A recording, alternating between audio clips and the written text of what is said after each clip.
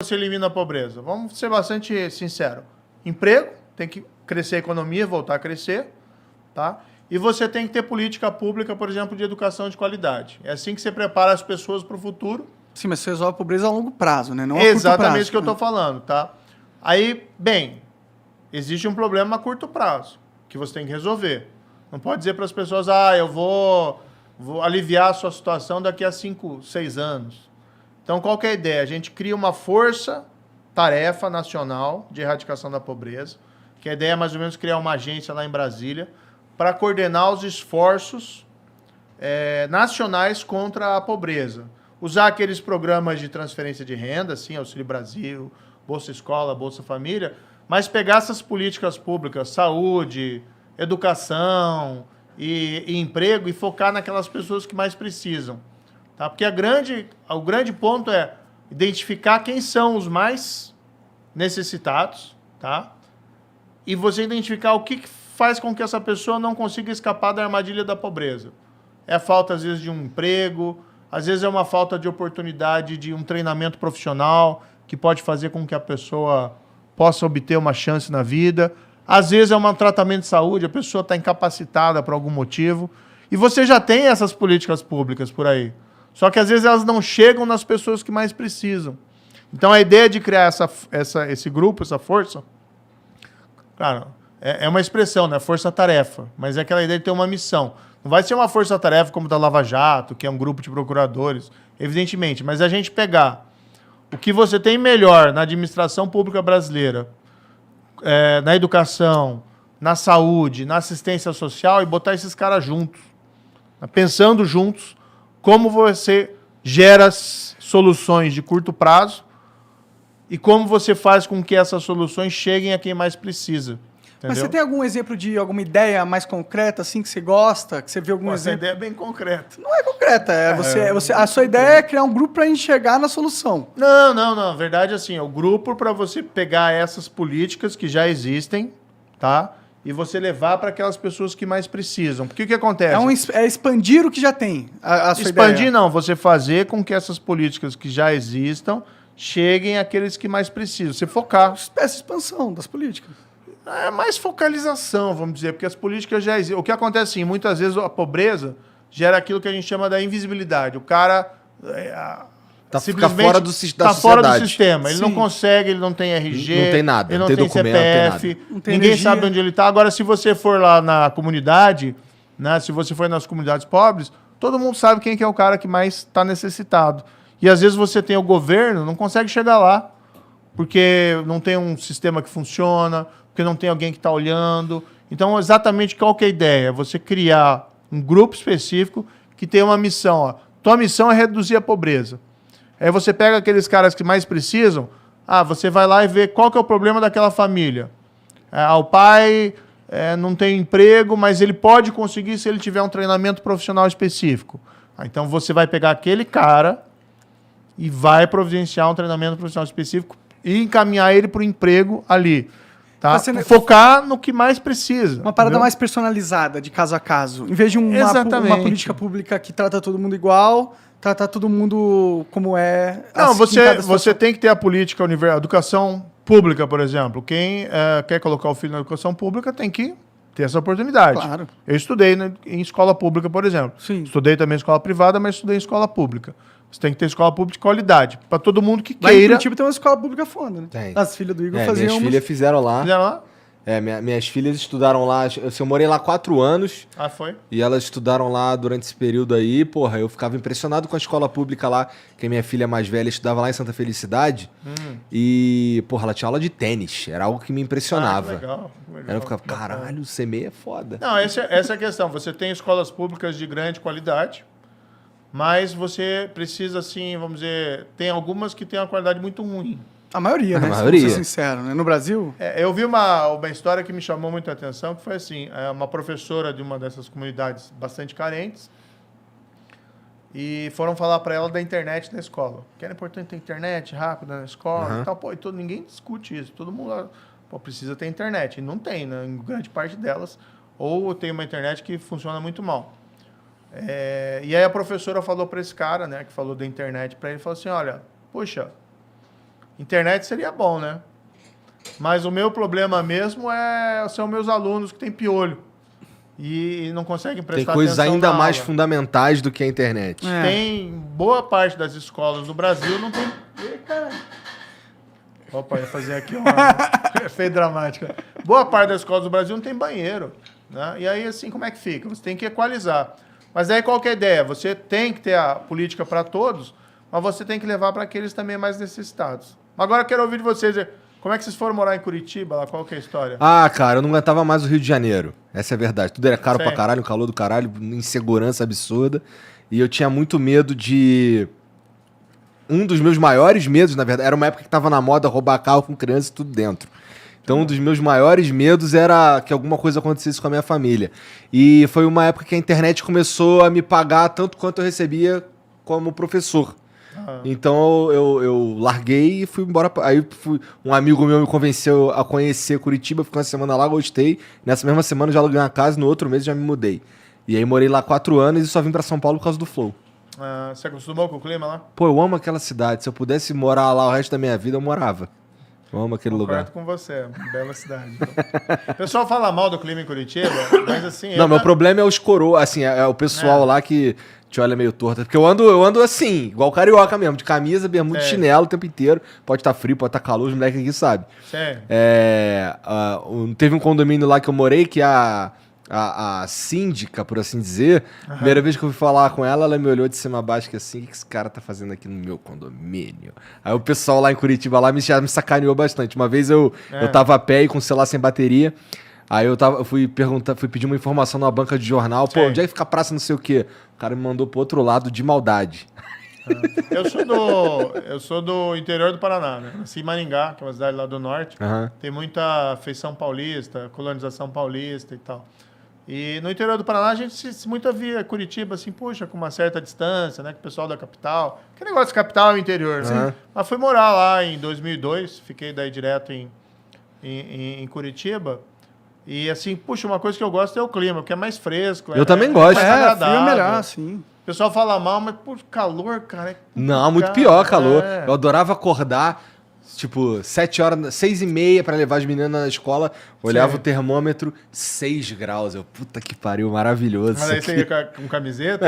Daí tacava um casaco, porque o frio tu resolve. Agora o calor, meu amigo, não tem como tu arrancar a pele. Difícil. Dá pra pôr ar-condicionado na rua, né? Não dá. Como é que pede água aqui? O Thiago traz pra você. Thiago, obrigado aí. Mas, cara, a gente tava falando um pouco sobre a O fato de você se tornar presidenciável, pra mim, isso daí é uma doideira, cara. Isso daí, assim, eu não gosto muito de político, sabe? Pra mim, todos são uns filha da puta. Sei. Boa sorte. E, porra, assim, tu falou tanto lá no começo lá que tu não ia virar... E, assim, isso não traz pra você também uma falta de credibilidade no teu trabalho? Acho que era um contexto totalmente diferente. Veja, eu era juiz dos processos, tava ali aplicando a lei, tá? Mas, assim, eu me considero um cara idealista, entendeu? E quem tá te ajudando no teu programa de governo? Aí, puxa, deixa eu terminar a história. Tá bom, vai. Eu considero idealista. Daí chegou naquele momento que o presidente convidou, cara, eu larguei a magistratura. Eu tinha até uma aposentadoria, entendeu? Se eu ficasse na magistratura ali, mas eu pensei, pô, cara, você vai ficar preso também num trabalho aí, o resto da sua vida, e sabendo que o pessoal pode vir destruir o que você fez, e você tem uma chance de mudar isso e melhorar as coisas do país, eu fui. Até abri mão, né? Abri mão não tinha...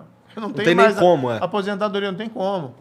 E agora também estava na área privada lá, tava bem nos Estados Unidos, não estava mal, não. Mas aí, cara, você vê o país afundar por conta de Bolsonaro e de Lula, quando você pode fazer alguma coisa. Poxa, é difícil você, às vezes, entendeu? Não fazer o que você pode fazer, entendeu? Eu acho que tem até um sermão do Padre Vieira aqui do Brasil que ele fala, olha, você é pecado, o pecado de omissão é você não fazer o que você pode fazer, mais ou menos essa linha, sabe? E o meu medo era ficar me remoendo com aquilo. Não sei. É uma decisão que foi difícil mesmo, sabe? Agora, a gente tem um grupo, né? Tem um grupo. Quem que é teu grupo? Então, eu me filiei ao Podemos. A gente está conversando com vários outros partidos para fazer alianças. E né? o MBL, como que tá essa relação aí? Porque vocês estão próximos, obviamente, né? O pessoal é legal, né? Tem o Arthur, o Val, tem o Renan, tem a Adelaide, tem o Kim Kataguiri. São pessoas boas. Mas vocês estão fechando, né? Eles entraram no Podemos, né? Não foi um negócio assim? Tem uma filiação deles aí quarta-feira. Sim. No Podemos, eles querem também entrar para política. Que é outro pessoal, entendeu? Que eles estavam nesse tal do movimento Brasil Livre, que é meio um movimento de ativismo, vamos colocar assim, político, mas sem eles estarem inseridos na política. Aí, progressivamente, o que eles foram entendendo? Que você não muda as coisas só de fora. Você tem que ter gente boa dentro da política. Porque senão você tem que ter a pressão da sociedade para mudar, mas você precisa ter gente lá dentro também com esse espírito de mudança. Pode ser uma ilusão, pode ser um idealismo mal direcionado. Vai ver que eu li muito gibi em quadrinho quando eu era adolescente. Qual é o teu herói favorito? Batman? Hã? Batman. Eu sempre fui mais os heróis da Marvel. Cara. Homem-Aranha, então. Pô, tem aquela história, né? De grandes poderes vem grandes responsabilidades, né? Aqueles gibis antigos dele, do Steve Ditko, né? Que eram do próprio Stan Lee e tal. Mas era mesmo o Homem-Aranha, o teu preferido? Puxa, eu gostava muito, provavelmente, do X-Men. Tá. Você assistia aquele antigão, né? O X-Men. Você lia. No gibi, era a época ainda que era publicado pela Editora Abril. Entendi. E era aquele gibizinho, pequenininho. Pode crer. Não era aquele gibi como é hoje, né? Maior. Não, hoje é artigo de luxo. Eu tenho um livrão aqui no Flow, com todos os X-Men antigos. Juntos. Então eu gostava. Até quando mencionei passando, quando teve aquele Street Fighter contra X-Men vs Street Fighter, Marvel vs Street Fighter. O máximo aquilo. Então. Mas assim, isso é uma parte da tua formação, né? Mas eu tive muito sempre esse senso de dever, de responsabilidade e aquela sensação assim que se você não fizer tudo que você pode fazer, de alguma maneira você, sei lá, talvez eu tenha tido uma formação católica muito aquela noção de pecado, sabe? Se você não, cara, se você pode fazer uma coisa, tem que fazer alguma coisa. Vou te fazer uma pergunta incômoda. Claro, diga. Nessa tua, vamos lá, você já como ministro e agora como candidato à presidência e tudo mais, já encontrou muita sujeira, cara, na política, assim, no sentido assim, porque a minha visão, o que eu vejo da política é um teatro desgraçado aquilo ali. Sim, parece tudo mentira, sabe? Parece que as coisas são feitas não pelo bem, não tem muita verdade. Eu não sinto muita verdade em movimentos políticos, sabe? Qual que é a tua percepção nesse sentido? Assim, eu tô falando de partidos, tô falando de, sei lá, até do MBL, essas paradas tudo aí. Eu não sinto muita verdade no que é dito ali, cara. Qual que é a tua percepção sobre isso?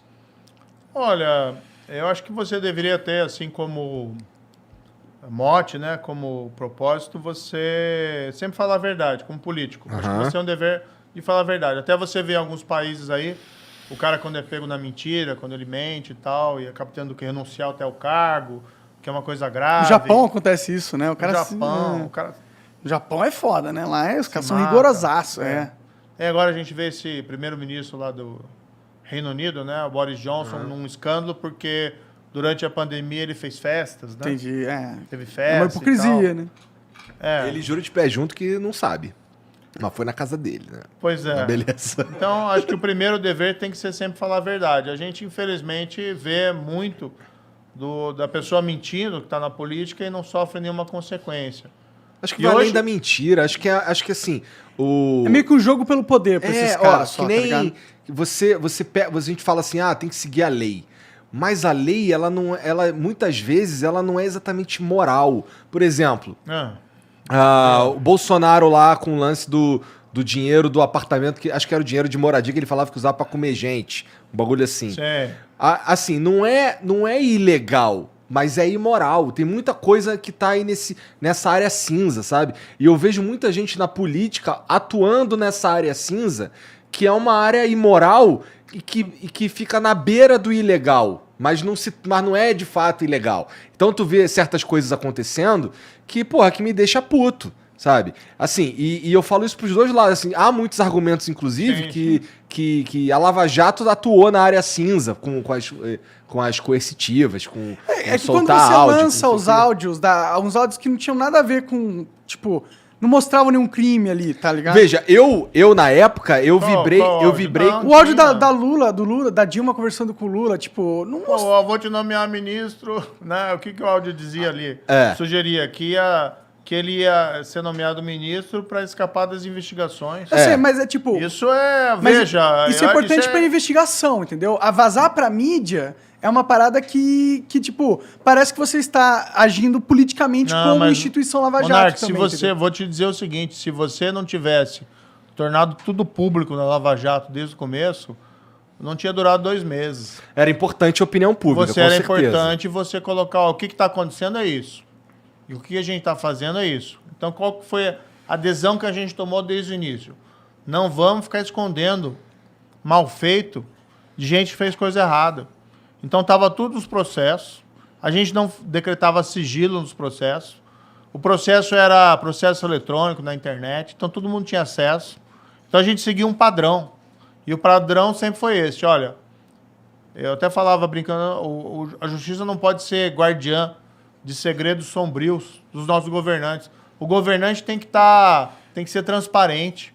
As pessoas têm que ter direito de saber o que fazem os seus governantes, mesmo quando fazem coisa errada. Vamos colocar um exemplo aqui, o Watergate lá do Nixon. Porra, mas eu sou 100% a favor disso. Tá. Só que veja, quando vocês atrapalharam o processo do Lula se tornar ministro, eu confesso que na época eu tive uma sensação catártica ali. Eu não queria que ele se safasse mesmo. Mas assim, há argumentos de que aquilo ali tava nessa área cinza que eu tô falando, sabe? Não era exatamente ilegal, também não era exatamente legal, também não era exatamente moral ou imoral e tudo mais. Não, era uma dúvida meio... Não. Na minha opinião, eu gostei, sabe? Mas eu sinto que... eu também não gostei, mas deu armas pra depois os caras virem te derrubarem. Eu não consigo... Eu acho que deu. Mas eu não consigo contra-argumentar os caras que argumentam que isso aí foi sacanagem. Não, entendeu? mas as armas... o que vem é o que eles estão fazendo agora. Ah, não. Então esqueça a corrupção, esqueça que tentaram obstruir os processos, esqueçam que o país foi roubado... Né? O problema foi o PowerPoint do Deltan. Né? Então, assim, é diversionismo. Claro. Né? Você está querendo tirar o foco do realmente que é a coisa errada, entendeu? Então, você fala assim, o áudio, né? Aquele comportamento era correto de nomear o Lula ministro para tirar ele das investigações? Era correto? Mas liberar o áudio era correto mas também? Como é que as pessoas iam saber que tinha aquilo lá? Mas Como iam saber? Se a gente pegasse aquilo lá, botasse dentro do travesseiro, sentasse em cima... Mas foi de meio legal que as pessoas ficaram sabendo disso? Foi decisão judicial que levantou o sigilo. Depois disse, não podia e tal. Não, tinha... Eu proferi uma decisão, a meu ver, tinha parado na lei. Entendi. Depois o ministro lá entendeu, que não podia e tal. Bem, eu discordo. Não tô entrando no fator de que eu acho que foi, tipo, ajudava a mídia. Eu acho que a gente tem que saber de tudo que acontece na política, nos políticos, que é o poder público. Não, eu acho que é isso. A Lava Jato foi isso. Mas eu não consigo dizer que aquilo também não ajudou a quem queria descredibilizar o trabalho da Lava Jato depois, entendeu? Porque eu acho que vocês poderiam ter conseguido o que vocês queriam sem aquilo. E não conseguiria, Monark. Se você não colocasse essas coisas... Ele teria virado ministro? Na vitrine, se você não colocasse coisas na vitrine, o processo não durava 2 meses. Entendi. Quando a gente começou, já tentaram, num primeiro momento, lá soltaram todo mundo. Daí a gente explicou o que tinha acontecido, lá o ministro voltou atrás. Aí começaram a aparecer os casos, olha, suspeita que o dinheiro foi para o deputado X, para o senador Y. Isso que fez, né, com que a gente... não consigo discordar desse ponto. Eu acho que a luz aos maus feitos gera indignação da população e gera apoio à Lava Jato. A minha questão é só, assim, eu tô, na verdade, advogado do diabo aqui. Que não sei se, assim... Eu sinto um pouco, ouvindo argumentos contrários à Lava Jato e tudo mais, que, porra, eles têm razão do ponto de vista... não sei se é legal da coisa, mas assim, não sei se todos os argumentos que eu escuto são o devido processo legal foi meio que violado aqui, porque esse daqui, ele solta aí e depois pede desculpa e foda-se, tá ligado? Não teve nada disso. A decisão foi tomada com base na lei. Você pode até discordar da decisão. Foi uma decisão com base na lei, tá? A interpretação que eu fiz, todas as decisões foram assim. Mas a lei não é meio foda? Que esse lance interpreta, esse você lance toma uma decisão. da área cinza. Mas assim, a lei o que ela quer? A lei quer que, por exemplo, quem rouba arque com as consequências, seja julgada e seja punida. Então, o que eles querem é exatamente que a lei não valha para isso. E o que a gente fez na Lava Jato? Me diz aí um cara inocente que foi preso na Lava Jato. Lula. Tô brincando. Cara, não tem um assim, daí se me falasse assim, ó, olha, esse cara era inocente, vocês prenderam, pô, eu ia ficar triste, porque assim, eu sabia que alguém tinha sofrido uma injustiça. Aí eles falam criminalização da política, né, que a Lava Jato criminalizou a política, disse, não, o que a Lava Jato disse? Que os caras cometeram crime, políticos cometeram crime, e tem que ser punidos. Que crime? Crime de opinião? Né, porque deu uma opinião contrária aí que o pessoal entende. Não. Porque o cara recebeu suborno. Ou o cara pagou suborno. Quem foi preso na Lava Jato está nessas duas categorias. Ou pagou suborno, ou recebeu suborno. Depois vem o tribunal e diz, tinha que ter sido julgado lá em Brasília, não em Curitiba. Sinceramente, né? Eu fico indignado com isso. Eu fico indignado. É desculpa para livrar os caras. Eu sei. Eu respeito lá o judiciário e tal, mas, pô... Pelo amor de Deus. Não, ó, você pode respeitar, mas eu não tenho o menor respeito pelo STF. Desculpa. Eu não tenho, cara. Pra mim, o STF e um bando de mafiosos, eu teria que olhar bem pra ver a diferença. Tá o duro que daí você teve esse momento do Bolsonaro, que ele atacava todo mundo, e atacava instituições, e falava lá em golpe, não sei o quê. Eu sei, pra você pegar mal. E aí você fica hoje, quando você critica uma instituição dessa, né? O cara quer... violar a democracia, essas coisas, entendeu? Então tem que tomar um certo cuidado com isso. A respeito, agora, sinceramente, estão errados. Nisso aí que fizeram, estão errados. O que você acha desse inquérito de fake news que eles estão colocando aí? Esse negócio das fake news que eles estão fazendo. O que você acha desse movimento? Porque eu não acho certo, entendeu? Meio que eles criam um processo investigativo que eles têm todo o poder. Eles são quem são são as vítimas. Eles são quem investiga, eles são quem julga e quem pune. É foda você ter um processo assim no judiciário. Você não cria um poder desbalanceado pros caras? Fake news é um problema mundial, né? E distorce o debate público. Mas sempre foi, né? Mentira sempre existiu, né? A diferença é que antes era a Globo que controlava as fake news. Crítica ao inquérito, acho que esse inquérito até, na minha opinião, foi longe demais, tá? Talvez teve até algum momento que tinha lá uns ataques ao Supremo que eram excessivos e era incitação de violência. E aí, haver uma reação, a meu ver, é importante. Mas não criar todo um... Mas, assim, você chega a uns momentos ali que você começa... Puxa, será que aqui você não está violando a liberdade de expressão, a liberdade de crítica? E hoje as pessoas têm... Você mesmo aí falou, né, do Supremo... E às vezes, pô, será que eu posso falar isso, né? E tal, você fica eu tenho medo, mas eu tô meio que se fudendo pra esse medo, porque no dia que eu não puder xingar uma instituição, tá ligado? Eu não tô numa democracia, porra. Eu tô numa ditadura autoritária. A verdade é essa. Esse negócio... tem um livro muito bom, né? Que é Liberdade para as Ideias que Odiamos. E, no fundo, assim, liberdade de expressão não é pro cara ficar falando... Aquela expressão, platitude, né? Ficar falando... carneirinho, porque todo mundo quer ouvir. Matar errado, roubar errado. Então, assim, e no fundo o governo, as instituições, o debate público nessa área tem que ser realmente incisivo, veemente. Agora, também não pode ser no nível da ameaça, né? Como tinha lá, vamos atacar o ministro, invadir o Supremo, aí também não dá, porque aí é um pouco demais, né? Burrice. Só um cara idiota pra ter uma ideia dessa. Eu escrevi aqui, aproveitar aqui, queria dar para vocês eu escrevi um livro, né? Sérgio Moro, fazer aqui o merchandising. Aí, boa. Da hora. Sérgio Moro contra o sistema da corrupção. Lancei, foi agora em dezembro do ano passado. Deixa eu ver, só que tem uma dedicatória aqui. Esse é pro Igor. Esse é o meu. Tá. E faço vários relatos aqui desses fatos, pretéritos. Legal. E não é um negócio relacionado a essa candidatura, essa pré-campanha. Foi algo que eu escrevi. Eu queria contar o que aconteceu. Né? Quem lê esse livro aqui não vai encontrar você tentando ser presidente. Vai encontrar outra coisa. Não tem programa de É mais com o histórico do teu trabalho mesmo. É mais histórias da minha carreira da magistratura, tem lá como eu conheci minha esposa. Ah, tem coisa de vida pessoal tem também. coisa de vida Eu pessoal. sei que ela era, Tipo, ela quero era tua conhecer o aluna, Sérgio não é? Moro. É, a história é mais ou menos assim, né? Como que é que você falou? Acho que a tua esposa era tua aluna, não é? Tua aluna. Peraí. Sou inocente. Levantou uma suspeita. Sou inocente. No fundo, o que acontece é o seguinte. Eu fui para Curitiba, lá em 1996, quando passei no concurso de juiz. Aí me convidaram para dar aula na universidade. Comecei a dar aula. E a minha esposa, a Rosângela, estava entre os alunos daquela turma que eu dei aula no último semestre da Faculdade de Direito, Unicuritiba. E na época ela tinha namorado. Na época eu era professor, era aluna, a gente não teve nenhum relacionamento. Tá? Mas aí, mais ou menos 1 ano e meio depois, né? E aí são aquelas coisas do destino, né? Que fazem até a gente acreditar, pô, já acho que tem que ter alguma sabedoria superior no universo, porque é tanta coincidência, tanta coisa que acontece por acaso, e você fica pensando se realmente é acaso, né?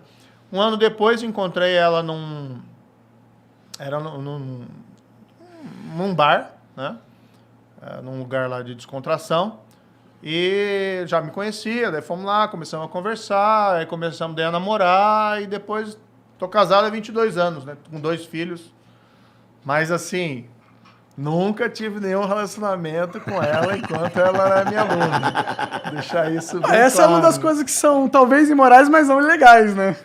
Não, pô, você foi depois dela ter sido aluna e tudo mais. Eu acho que, tipo, se ela tá na última... Quantos anos ela tinha? 25 anos? Já tá adulta, né? Se o professor e ela quiser ter uma parada, tipo... Eu sei que é meio zoado os professor pegar as alunas, é meio, tipo, clichê.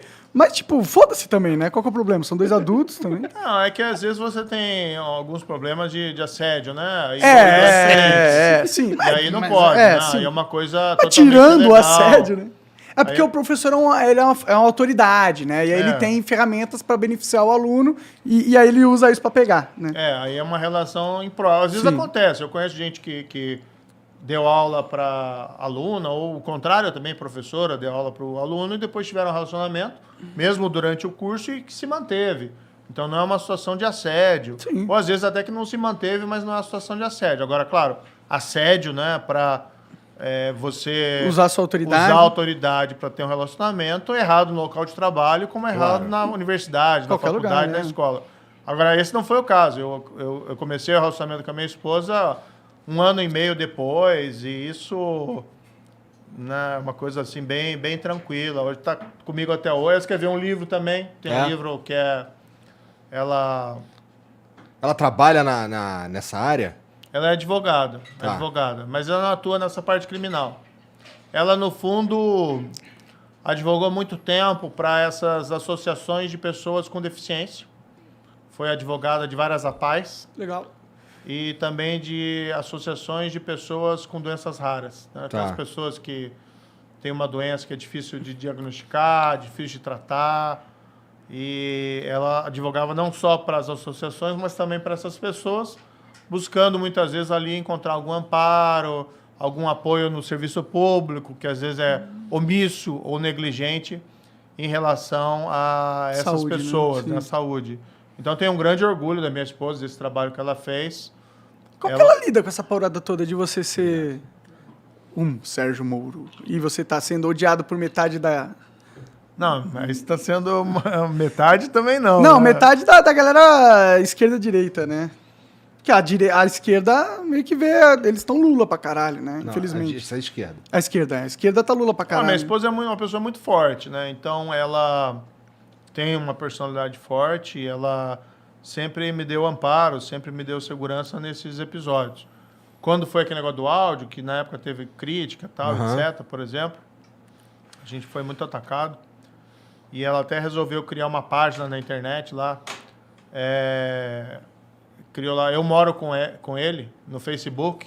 E na época foi um sucesso aquela página, que era mais ou menos pessoas que mandavam mensagens de apoio E ela falou pra mim assim, poxa, né? Ela me chama de Fernando, né?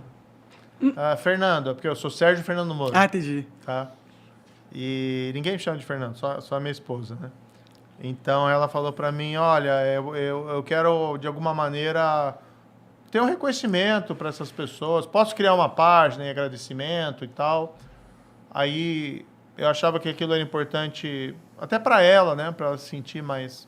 E ela criou e foi um negócio bem legal, sabe, as pessoas. Isso que eu acho legal até hoje, sabe? Que nem a gente acabei de falar aqui, a gente foi na padaria aqui perto, pediu um misto quente. E as pessoas chegam, puxa, gosto do seu trabalho, não desista. E não estão falando isso porque eu estou nessa pré-campanha, porque eu decidi colocar meu nome para ser candidato a presidente. Elas reconhecem o trabalho que foi feito, né, que nunca foi feito antes de alguém, não só eu, mas todo mundo ali da Lava Jato, que a gente se opôs a esse sistema da corrupção. Então, esse reconhecimento é legal, sabe? Esse sentimento, uma história legal para vocês, né? Para você ver que é interessante. Falei que estava morando no exterior. Estava andando lá nas ruas de Georgetown, que é não sei se é uma cidade, é um bairro lá perto de Washington. E passa um rapaz por mim e fala comigo num português. Um português meio diferente. Eu reconheço você. Eu sei quem você é. Aí ele ficou, você é. Aí chegou, ele também não reconhecia tanto. Daí eu dei uma forcinha. Não, eu sou o Sérgio Moro, né? Tal. Aí o que o rapaz me disse? Ele era de Angola. Tá? Falou, eu sou de Angola, sou fã da Lava Jato. A Lava Jato teve repercussão no meu país. Caralho. Sim, porque uma dessas empreiteiras brasileiras andou pagando suborno lá, ou financiando ilegalmente o então presidente de Angola. E aquilo acabou ajudando, né, no movimento de deposição daquele presidente desonesto. Então ele, pô, sou fã e tal. Aí quando você vê uma situação dessa, é um negócio legal, entendeu? Que independentemente do que aconteça, mas assim... isso tá na história, né? Acabou. É um trabalho que foi feito e que eu me orgulho muito, né? Então as pessoas, se arrepende do que você fez na Lava Jato? Cara, não me arrependo, eu tenho um grande orgulho do trabalho que foi feito na Lava Jato. E não seria possível, né, voltando ali, se não tivesse tido o apoio da família, da minha esposa, dos meus filhos, né? Meus filhos hoje já estão... Meu filho hoje tem 16 anos, minha filha 21, mas quando começou a Lava Jato lá em 2014, meu filho tinha 8 anos. E aquilo consumiu muito tempo do meu trabalho, né? E eu adorava lá jogar bola com meu filho.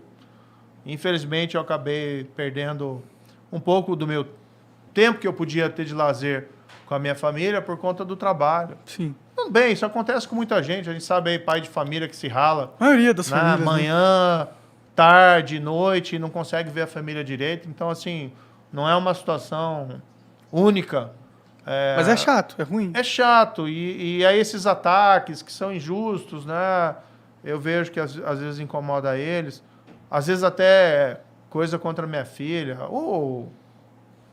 Teve uma situação que foi muito ruim, né? Que fizeram um vídeo, tipo, com uma historinha que teriam sequestrado minha filha para soltar como se fosse um sequestro, para soltar o Lula, senão... gente do pior qualidade fez isso.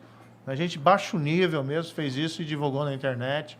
Assim, gente que, olha, sinceramente, não vale um centavo, né? Mas é o tipo da coisa que... infelizmente, né, esse ônus daí acaba caindo um pouquinho para eles, mas se não tivesse tido o apoio de todos eles, da Rosângela, dos meus filhos, da minha mãe, né? Meu pai é falecido, mas da minha mãe, que também dá suporte, toda a família ao redor, tem um irmão também. Então, assim... Como assim, agora? Nasceu um irmão novo? Agora você tem um irmão? Não, eu sempre tive. Tá. Ele é até mais velho que eu. Eu sempre tive. Eu falei, cara, a mãe dele tá indo nativa, né? Eu tenho um irmão novo. Eu sempre tive meu irmão mais velho. Tá. Gente boa. Também gostava muito de revista em quadrinho. Mexe com informática. Vamos ser um pouco otimista agora, você ganhou a presidência. Tá. E qual que é o primeiro passo? Ó, uma das maiores dificuldades que você vai ter é o Congresso. Sim. O Congresso ele é composto só dos maiores mafiosos do Brasil, em sua maioria, vamos dizer, tem gente boa lá, como tem na maioria dos lugares, mas é um lugar difícil de se lidar, certo? Para você aprovar as reformas que você provavelmente vai querer fazer como presidente, você vai precisar do Congresso. Claro. Né? Você pode falar que você vai compor uma onda e você vai passar muitas novas candidaturas nessa próxima eleição e eles vão te ajudar, ok? Mas isso parece utópico pra caralho. A verdade é que não vai conseguir a maioria do Congresso, ainda vai ter que lidar com os caras, né? Como que você lida com os caras? Porque esse foi um dos maiores problemas do Bolsonaro ele como presidente, entendeu? Tipo, ele queria governar, mas ele por ser o Bolsonaro, ser inábil de se comunicar, inábil politicamente, ele teve que comprar os caras, entendeu? Comprou com as verbas, qual que é o nome? Emendas emendas auxiliares. Não, as emendas, como é que é? Não, auxiliares? Deve ser isso. Emendas, Orçamento secreto. Isso, orçamento exato. secreto. Que é bilhões e bilhões que ele usa pra meio que ganhar poder político ali Abraçou dentro. o Centrão. E aí, mas... tipo, Aquilo que ele falava que não ia fazer, não vou chamar nunca o Centrão para governar. Hoje vai lá o chefe da Casa Civil, o ministro mais importante dele, que manda hoje até no Paulo Guedes, é do Centrão. Né? Como que você faz isso, cara? Como que você governa e passa coisas no Congresso sem abrir a perna pra esses caras? Porque até agora foi uma missão impossível pra todo mundo que tentou. Não, eu vou te dizer o seguinte, Marco. Primeiro, não existe isso. O país está mal e o presidente é bom. Tá? O país está mal porque o presidente é ruim. Então tá na conta dele. Tá na conta do Bolsonaro. Moro, desculpa, deixa esse chato aqui um pouquinho. Puxa o microfone pra tu. Tá, perdão. Tá na conta do Bolsonaro, tá? Tá na conta do Bolsonaro o desemprego, tá? A inflação, tá? A demora nas vacinas e essa atitude dele maluca de ser contra a vacina, de ser a favor da Covid, sei lá, não dá para entender isso. Tá na conta dele o desmantelamento da corrupção e tá na conta dele o Lula. O Lula só tá voltando porque esse governo é muito ruim. Tá? E as pessoas estão tão desesperadas porque não querem mais o Bolsonaro que estão pensando, pô, vou votar no Lula. Então, por